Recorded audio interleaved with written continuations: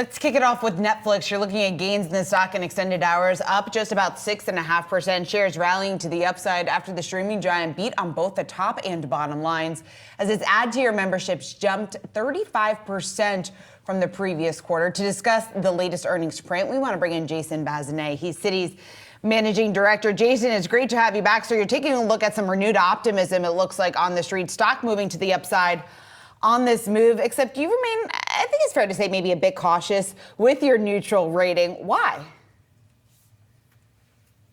Well, let's see, what can I tell you? The fundamentals were really good, so there's nothing really to pick out there. What I'm a little bit nervous about is what I would just call the sort of shifting bull case on the stock. And what I mean by that is, at the beginning of this year, the bulls were looking for a bull case of 625, which is essentially $25 per share of earnings in 25 at a 25 multiple. You talk to those bulls now and they've moved to 26 and they want to put a 30 multiple on it. So they're now saying 30 times 30, so $900. I just get uncomfortable when I start hearing that, because when you have multiple expansion like that, you usually need an accelerating top line. And Netflix's top line is actually decelerating as we move forward. So they're going to do 15% growth this year, and they're guiding to 11 to 12% growth next year. And so with that in mind, how much are they going to need to spend in order to see that growth come to fruition, Jason? Well, it's really interesting. I mean, this gets back to another one of my areas of concern. I mean, they talk about their engagement being up, but it was up only 1%. And so the question is they're spending a lot of money on content, but they're not getting the response function in terms of deeper engagement. And so it's really not a question of how much do they have to spend. I think it's more a function of, are they spending on the right things that will cause consumers to stay glued to Netflix, get those engagement numbers up, and then allow Netflix to take price. Jason, what do you think would do that? Well, so the scuttlebutt is that they are trying to focus on a lower volume of content, but focus on more marquee content that's going to cause sort of excitement. And so I think that's sort of the shift that I anticipate, is maybe fewer hours produced, but higher quality.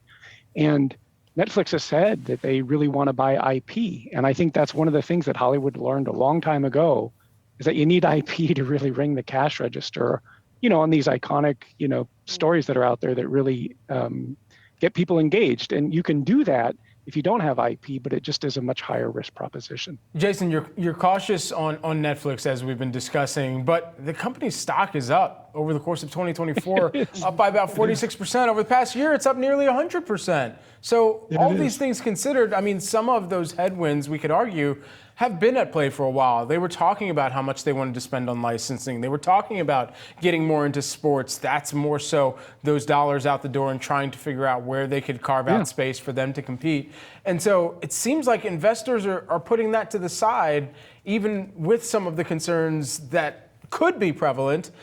That's not playing out in the story for shareholder returns right now.